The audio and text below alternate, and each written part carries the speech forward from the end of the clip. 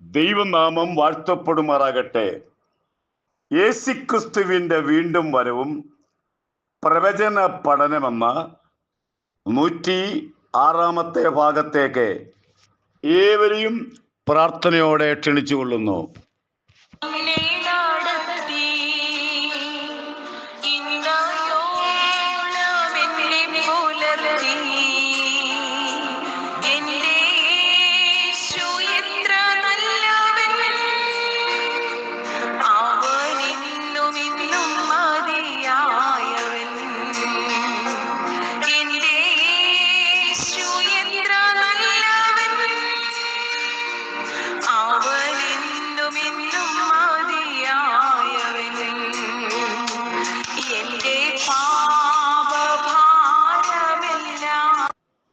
ഈ ദിവസങ്ങളിൽ ക്ലാസ് എടുക്കുന്നത് അന്യഭാഷയുടെ പ്രാധാന്യത.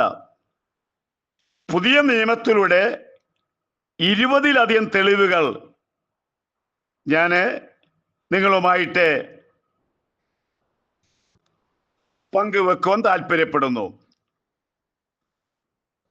അന്യഭാഷയിലൂടെ ദൈവവുമായി സംസാരിക്കാൻ സാധിക്കുന്നു. 1 കൊരിന്ത്യർ 14 അധ്യായം 2 വാക്യം ശ്രദ്ധിക്കുക.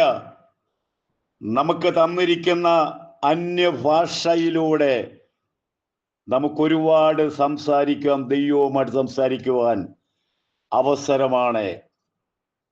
അടുത്തത്, ആത്മാവ് കൊണ്ടും അന്യഭാഷയിൽ പ്രാർത്ഥിക്കാം. നോക്കിക്കോണം, പ്രാർത്ഥനയിൽ നമുക്ക് അന്യഭാഷയിലെ പ്രാർത്ഥിക്കാൻ സാധിക്കും. 1 കൊരിന്ത്യർ 14 അധ്യായം 14 വാക്യം. 1 കൊരിന്ത്യർ 14 15 വാക്യം. അന്യഭാഷയിൽ പാടാൻ കഴിയും. നമ്മുടെ കൂട്ടായ്മയിൽ ഇതിന് അവസരം കൊടുക്കണം. സഭയ്ക്ക് വളർച്ച ഉണ്ടാകണമെങ്കിൽ വെറും ഒരു കടമ നിവർത്തിക്കുവാനുള്ള അവസരം ആക്കരുതേ. നമ്മുടെ കൂടിവരവുകളെല്ലാം ദൈവത്തിന്റെ നാമത്തിന്റെ മഹത്വത്തിന് വേണ്ടി ആയിരിക്കണം എന്നുള്ള കാര്യം മറക്കരുത്. ഇനി നമുക്ക് സ്തോത്രം ചെയ്യാൻ പറ്റും. അന്യഭാഷയില് സ്തോത്രം ചെയ്യാൻ പറ്റും. എങ്ങനെയാണ് സ്തോത്രം ചെയ്യാൻ പറ്റുന്നത്? 1 കൊരിന്ത്യർ 14:16. നമ്മുടെ സ്തോത്രം ആത്മനിറവിൽ നമ്മുടെ ഹൃദയത്തിൽ നിന്നും പൊന്തി വരുന്ന സ്തോത്രം ആത്മനിറവിൽ പറയണം. അതിന് പ്രത്യേകമായ പവറാണ്. പഴയ നിയമത്തിൽ യാഗം കഴിക്കുന്നതിനെക്കാട്ടും പവറാണ് ആത്മാവിൽ നിറഞ്ഞ ഹൃദയത്തിൽ നിന്ന് ദൈവനാമത്തിന് മഹത്വം കൊടുക്കുന്ന സ്തോത്രം നമുക്കുണ്ടായിരിക്കണം. അടുത്തത് 1 കൊരിന്ത്യർ 14:22. അന്യഭാഷ അവിശ്വാസികൾക്ക് അടയാളമായിരിക്കും എന്ന് പറഞ്ഞാൽ, അവിശ്വാസികൾ പണ്ട് അവരും ചോദിക്കാറുണ്ട്. അവരുടെ ചോദ്യം അങ്ങനല്ല, മറുഭാഷ കിട്ടിയോന്നാ ചോദിക്കുന്നത്. പണ്ടൊക്കെ മറുഭാഷ എന്നൊക്കെ പറഞ്ഞത്, അതങ്ങനൊരു വാക്ക് നമ്മുടെ ബൈബിളിനകത്തില്ല. അന്യഭാഷ എന്നാണ് നമ്മുടെ ബൈബിളിൽ പറഞ്ഞിരിക്കുന്നത്. ഇത് അവിശ്വാസികൾക്കൊരു അടയാളം എന്ന് പറഞ്ഞാൽ, നമ്മുടെ ആരാധനയിൽ ഒരു അവിശ്വാസി കടന്നു വരുമ്പോൾ അവൻ കേൾക്കാത്ത ഭാഷ ഇത് കേൾക്കുന്നു. അവൻ നോക്കുമ്പോൾ ഇതാ അന്യഭാഷ പറയുന്നു. അവൻ രക്ഷിക്കപ്പെട്ടവനല്ലെങ്കിലും ആ വ്യക്തിക്ക് മനസ്സിലായി ഇത് ആത്മനിയോഗത്താൽ പറയുന്നതായിരിക്കുമെന്ന്. ഇത് അവർക്കൊരടയാളമാകും. ഞാൻ 1974 കാലയളവിലാണ് സ്നാനപ്പെടുന്നത്. ആ നാളുകളിൽ ഞങ്ങളുടെ ആരാധനാലയത്തിന്റെ സമീപത്തെ ആളുകൾ അന്യഭാഷ കേൾക്കുന്നതിന് വേണ്ടി പതുക്കെ ആരും അറിയാതെ നിൽക്കുന്ന അവസരങ്ങളുണ്ടായിരുന്നു. കാരണം അവർക്ക് ഇതെന്താണെന്ന് ഒന്ന് മനസ്സിലാക്കണമെന്ന ആഗ്രഹം ഉണ്ടായിരുന്നു. ആ നാളുകളിൽ വിശ്വാസികൾ തമ്മിൽ കണ്ടുമുട്ടുമ്പോൾ ആദ്യത്തെ ചോദ്യമാണ് അഭിഷേകം പ്രാപിച്ചോന്ന്. അതിന്റെ അർത്ഥം അന്യഭാഷ ലഭിച്ചോന്നാ ചോദിക്കുന്നത്. എന്നോട് ഞാൻ ആത്മസ്നാനം പ്രാപിക്കുന്നതിന് മുമ്പേ ആളുകൾ ചോദിച്ചതിന് കയ്യും കണക്കുമില്ല. ഇല്ല എന്ന് പറയുമ്പോൾ അവരെ ഒരു ദുഃഖ മുഖത്തോടുകൂടി പ്രാപിച്ചില്ലേ, പ്രാപിക്കണം.